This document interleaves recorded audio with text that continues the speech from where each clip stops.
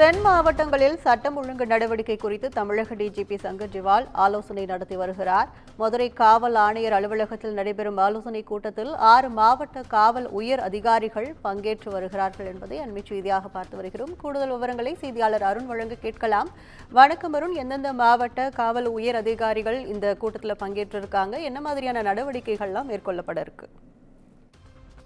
தமிழக காவல்துறை இயக்குனர் சங்கர் ஜிவால் தலைமையில் மதுரை காவல் ஆணையர் அலுவலகத்தில் மதுரை, தேனி, திண்டுக்கல், விருதுநகர், ராமநாதபுரம், சிவகங்கை உள்ளிட்ட 6 மாவட்ட காவல்துறை உயர் அதிகாரிகளுடன் தற்போது ஆலோசனையானது நடைபெற்று வருகிறது. முதற்கட்டமாக மதுரை மாநகர், மதுரை மாவட்டம் மற்றும் விருதுநகர் மாவட்ட காவல்துறை அதிகாரிகளுடன் ஆலோசனை நடத்தி வருகிறார்.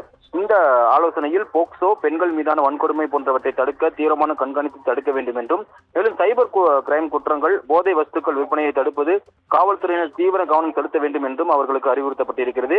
மேலும் பொதுமக்கள் மற்றும் காவல்துறை நட்புறவை பேணி காக்க வேண்டும் வகையில் அவர்களுக்கு பல்வேறு ஆலோசனையானது வழங்கப்பட்டிருக்கிறது.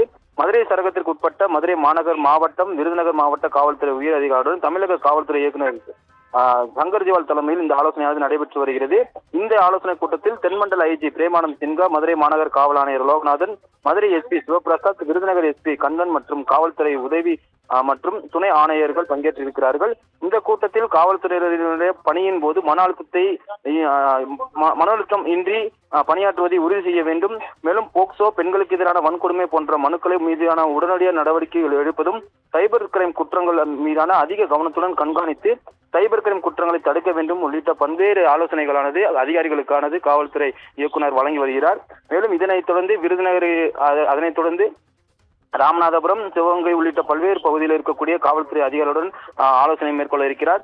இது தொடர்பாக தற்போது 2 நாட்கள், அதாவது மதுரை மாநகர காவல் ஆணையர் அலுவலகத்தில் வருகை தந்த டிஜிபி சங்கர் ஜிவாலுக்கு காவல்துறை சார்பில் மரியாதை அளிக்கப்பட்ட நிலையில் நாளை இந்த ஆலோசனை கூட்டம் முடிந்த பிறகு நாளை காவல்துறையினருக்கான குறைதீர் கூட்டத்தை நடத்தி காவல்துறையினுடைய மனுக்களை அவர் பெற இருக்கிறார். கற்பகம்.